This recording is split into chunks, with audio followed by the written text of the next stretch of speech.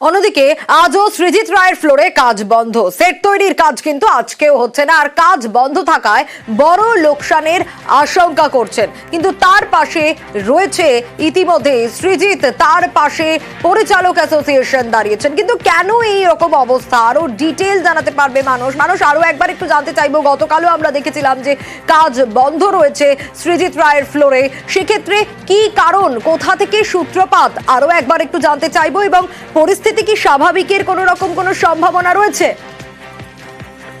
দেখো সোনিয়া, আজ 3 দিন হয়ে গেছে টালিগঞ্জের দাসানি ওয়ান স্টুডিওতে কিন্তু পরিচালক প্রযোজক সৃজিত রায়ের সিরিয়ালের ফ্লোরে কিন্তু কাজ আজকেও শুরু হয়নি। সকাল 8টায় আজ কল টাইম ছিল, কিন্তু আমরা দেখতে পাচ্ছি আর্ট ডিরেক্টর বা তার টিম তারা কিন্তু কেউ আসেননি। এবং যেই বিষবাউ চলে ছিল সৃজিতের শুটিং বা এই যে কাজ শুরু হওয়ার যে প্রথম পদক্ষেপ অর্থাৎ সেট তৈরির কাজ, সেটা কিন্তু এখনো অথই জ্বলে। এবং তার জন্য কিন্তু পরিচালক প্রযোজক সৃজিত রায় এবং তার সহ প্রযোজক সৌভিক চক্রবর্তী কিন্তু অত্যন্ত চিন্তিত, কারণ তারা ইতিমধ্যেই 25 লক্ষ টাকা লগ্নি করেছেন এই সেটের পেছনে। আর ফেডারেশনের তরফ থেকে যে আর্ট সেটিং গিল্ড রয়েছে তাদের কাছে তারা অফিসিয়াল মেলও পাঠিয়েছে যে কি কারণে কারিগররা আসছেন না। তারা কিন্তু কোনো যোগ্য উত্তর বা কোনো অফিসিয়াল বিবৃতি দিতে পারেনি। কিন্তু সূত্র মারফত আমরা জানতে পারছি বা আনঅফিসিয়ালি বলা হচ্ছে যে সৃজিত রায় ফেডারেশন বিরোধী মন্তব্য করেছেন, সেই জন্যই কিন্তু তারা তার সঙ্গে অসহযোগিতা করছে। এবং এই দুই তরফের দড়ি টানাটানিতে কিন্তু এই মুহূর্তে আটকে রয়েছে এই সৃজিত রায়ের নতুন ধারাবাহিকের ফ্লোরে যে সেট তৈরি হওয়ার কাজ, সেটা কিন্তু থমকে রয়েছে। এবং আগামী মার্চ থেকে যে নতুন ধারাবাহিক শুরু হওয়ার কথা ছিল, মানে শুটিং শুরু হওয়ার কথা ছিল, সেটার কিন্তু কোনো সম্ভাবনা দেখা যাচ্ছে না। সৃজিতের পাশে অবশ্যই রয়েছে পরিচালক সংগঠন, তারা বলেছেন যে আজকে আলাপ আলোচনা করে তারা পরবর্তী সিদ্ধান্তে উপনীত হবে। এখন অবধি কোনো কাজ শুরু হয়নি এবং ওরা যেটা বলেছিল যে আমি নাকি ফেডারেশন বিরোধী কথা বলেছি, তার প্রমাণও তারা কিছু দিতে পারেনি। এবং ওদের প্রেসিডেন্টকে আমি বলেছিলাম যে আপনি যদি প্রমাণ পান তাহলে আমাকে দেবেন, এবং সেই প্রমাণও দিতে পারেননি। এবং আমি বলছি না দিতে পারলে কিন্তু কাজে আসবে, তো তারা আসেনি। ফলে আমরা বুঝতে পারছি না মানে এটা কেন, কি কারণ। এবং আমি কিন্তু ফেডারেশনের একজন ইউনিক কার্ড হোল্ডার এবং আমার অ্যাসোসিয়েশনের একজন মেম্বার, ডিরেক্টরস গিল্ডের একজন মেম্বার। আমার অ্যাসোসিয়েশন জানেন আমার কাজ বন্ধ হচ্ছে, কারণ আমি তো এটা শুধু প্রযোজক নই, আমি তো এটা পরিচালকও। আমি হতাশ, আমি অত্যন্ত ব্যথিত। আমার খুবই বিরক্ত লাগছে গোটা বিষয়টায়। কারণ সেটা হচ্ছে আমি তো এখানে কাজ করতে এসেছি, আমার আরও 4টে সিরিয়াল চলে, সেগুলো লিখতে হয় আমাকে সকালবেলা, না লিখলে চলবে। আমি লিখি, তারপরে সেগুলো ফ্লোরে যায়, তারপরে শুটিং হয়। তা আমি তো ওইটা করতে এসেছি, সেটা না করে আমি এখানে দাঁড়িয়ে আছি এবং আমি এই টেনশনটা নিচ্ছি, যেটার মধ্যে আমার কোনো ভূমিকাই নেই। আর এই যে বলা হচ্ছে যে সৃজিত রায় বলেছেন, তার কোনো প্রমাণ কেউ দিতে পারছেন না। আর এটা না হয় শেষ পর্যন্ত আমরা তো টাকা ধার করে ফেলেছি, তাই না? তো সেই টাকা আমাকে আর সৃজিতদাকে শোধ করতে হবে, কিভাবে করব জানি না। বসিরহাটের মাটনির দিকে নজর রাখবো, কারণ নতুন হাটে নয়াঞ্জলি ভরাট হয়ে যাচ্ছে। কি দিয়ে ভরাট হচ্ছে? বালি দিয়ে নয়াঞ্জলি ভরাট করা হচ্ছে। কিন্তু কেন ভরাট করা হচ্ছে এই প্রশ্ন তো উঠবেই। আর বালি দিয়ে নয়াঞ্জলি ভরাটে বাধা স্থানীয়দের। আরো বিস্তারিত এই বিষয়ে অনুপমের কাছ থেকে জানবো। অনুপম, কি কারণ, কেন বালি দিয়ে নয়াঞ্জলি ভরাট করা হচ্ছে?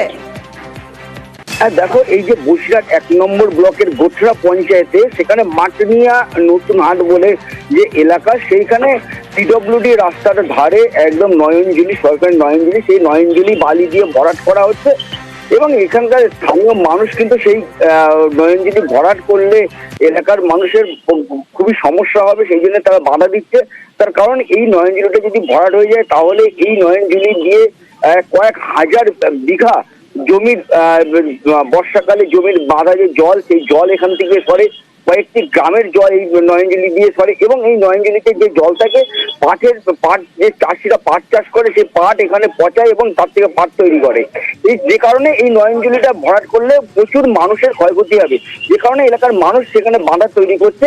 এবং এই নিয়ে কিন্তু আমরা যে বালি দিয়ে ভরাট করছে তার সঙ্গে যোগাযোগ করার চেষ্টা করলেও কিন্তু আমরা তার সঙ্গে যোগাযোগ করতে পারিনি। এই বিষয়ে আমরা স্থানীয় যে পঞ্চায়েতের মেম্বার, তার সঙ্গে আমরা যোগাযোগ করেছিলাম। তিনি যেটা বলেছে যে ওখানে বালি ফেলা হচ্ছে, ওখান থেকে উপর দিয়ে কালভার্ট করা হবে এবং আচ্ছা। তলা দিয়ে হাই ড্রেন রাখা হবে।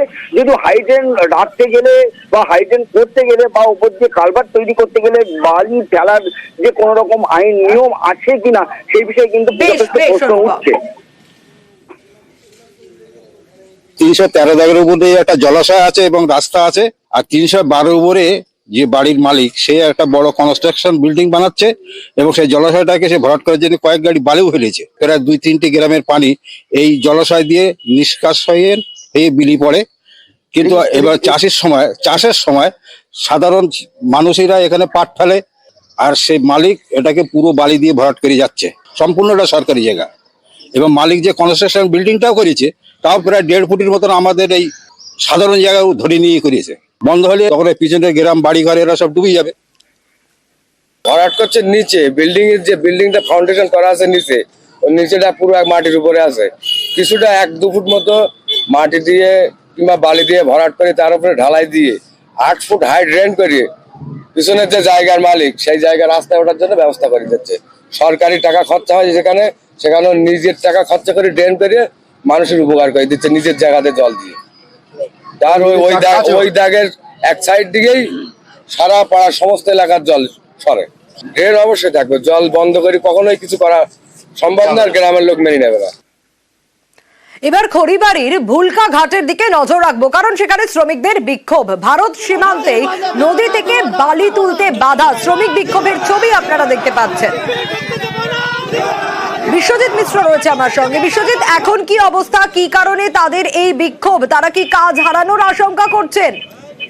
দেখো, একেবারে শ্রমিকরা কিন্তু কাজ হারানোর ভয়ে এই স্লোগান এবং বিক্ষোভ দিচ্ছিল। তাদের যে দাবি, যেভাবে তারা বেলচা দিয়ে এই নদী থেকে মালপত্র ট্র্যাক্টরে তোলে সেভাবে যেন চলুক, কোনোভাবে যেন এই নদী ঘাটে জেসিবি বা আর্থমুভার দিয়ে কাজ করা না হয়। আর্থমুভার জেসিবি দিয়ে কাজ করলে যেভাবে নদী গর্ভে বড় বড় গর্ত হবে এবং আগামী দিনে পার্শ্ববর্তী এলাকায় জলকষ্টের সমস্যা দেখা দেবে, তেমনি কিন্তু শ্রমিকরাও কাজ হারাবে। এবং যিনি লিজ ঘাট মালিক রয়েছেন তার দাবি যে এই ঘাটে 3টি আর্থমুভার দিয়ে কাজ করার নির্দেশিকা রয়েছে রাজ্য সরকারের পক্ষ থেকে, কিন্তু শ্রমিকরা বাধা দান করছে। গোটা বিষয়টি যখন পরিস্থিতি উত্তপ্ত আকার ধারণ করে, সেখানে ভূমি রাজস্ব আধিকারিক দপ্তর এবং খড়িবাড়ি থানার পুলিশ ঘটনাস্থলে পৌঁছায়। শ্রমিকদের সঙ্গে কথাবার্তা হয়, কিন্তু এই যে ঘাটের কাজ তা কিন্তু বন্ধ রয়েছে। শ্রমিকদের আশঙ্কা যে এভাবে যদি কাজ করা হয় তাহলে আগামী দিনে কিন্তু তাদের যে কাজ তা কিন্তু তারা হারাবে এবং শ্রমিকদের যে সমস্যা সেই সমস্যা কিন্তু আগামী দিনে বাড়বে। তবে গোটা ঘটনার বিষয়টি নিয়ে কিন্তু ঊর্ধ্বতন কর্তৃপক্ষকে জানানোর আশ্বাস দিয়েছেন রাজস্ব আধিকারিক। তারপরেই এই সিদ্ধান্ত নেওয়া হবে আদৌ এখানে কাজ হবে কি হবে না। তবে যিনি লিজ ঘাট মালিক রয়েছেন তার দাবি, যেভাবে তিনি রাজ্য সরকারকে এই ঘাট পাওয়ার জন্য যে পরিমাণ টাকা দিয়েছেন সেই টাকা তার কিন্তু উঠবে না এবং তাতে কিন্তু আগামী দিন তার সমস্যা হবে এবং তিনি ডিফল্টার হয়ে যাবেন। তবে গোটা ঘটনায় শ্রমিকদের দাবি কোনোভাবে যেন নদী ঘাটে যেন আর্থমুভার না ঢুকানো হয়। বেশ, গ্রামে এই যে যত লেবার আছে এনাদের পেট ভাত খাওয়ার জন্য পেট থাকবে না। আমরা এখন এরা যদি সব জিসিবি যদি ঢোকায়, আমরা লেবার কি করবো? ড্রাইভার কি করবো? কিছু করতে পারবো না। আমরা জল শুকিয়ে যাবে, লেবাররা কোথায় কাজ করবে? আমরা এই যে জল শুকায় যায় কি করবো আমরা? আমাদের পেট তো সব নিয়ে নেবে ওরা কামাইতে সব চলে যাবে। 5 বছর যত খুঁজবে 5 বছরে সব তো নিয়ে যাবে, আমাদের কিছু থাকবে না। আপনারা কি চাইছেন? আমরা ঢুকতে দেব না, জিসিবি ডাম্পার ঢুকতে দেব না। আমাদের যে ঘাটের লিজ নিয়েছি আমরা, তাদের জেসিবি আছে, যা আমার যা কোয়ান্টিটি আছে সেই কোয়ান্টিটি দিয়ে এই লেবার তুলতে পারবে না মাটিটাকে নরম করে দেওয়ার জন্য বা কিছু। এছাড়াও জেসিবি ঢুকানো হয়েছিল আর একটা পথ বের করার জন্য, যেহেতু যেই পথটা আছে আমাদের 2টো রাস্তা আছে ঘাটের থেকে, একটা বৈরাগী পাড়া আর একটা রামধন জোট দিয়ে 2টো রাস্তা আছে। সেই রাস্তায় মাঝে মাঝে অবস্ট্রাকশন হচ্ছে, লোকাল ইস্যু হচ্ছে।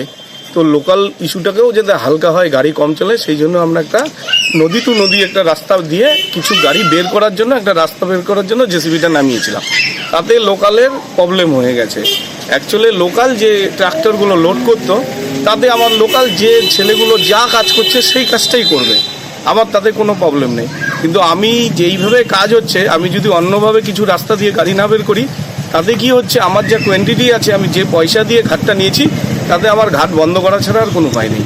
কারণ আমি এইভাবে কাজ করলে জেসিবি ছাড়া উইদাউট জেসিবিতে কাজ করে সাকসেস হতে পারবো না। এতে গভর্নমেন্ট আমাকে এমনি ডিফল্টার হিসেবে আমাকে বন্ধ করে দেবে ঘাট। এতে লোকাল লোকের এমনিই প্রবলেম হবে, তাতে আরো বেশি প্রবলেম হবে। আমার ঘাট বন্ধ করে দিলে লোকাল লোকের আরো বেশি প্রবলেম হবে। লিজ পারমিশন করা আছে, উনি তো ওনার পারমিশন আছে জেসিবি ওইটা জন্য, ওই মাল তোলার জন্য, কিন্তু এখানে লোকালের ওনার প্রবলেমটা আলাদা করে আছে। উনি বলতেছে ওনার মতো এখানে ওইটা জেসিবিগুলো এটা ঢুকা দেবে না, তাহলে আমি আমার যে হায়ার অথরিটি আছে ওনাকে জানাবো। এখানে তো আমি এখানে কিছু বলতে পারি না, এখানে পরে আমার ডিপার্টমেন্টকে জানাই, তাহলে ডিপার্টমেন্ট ইনস্ট্রাকশন আমি ওয়েট করবো।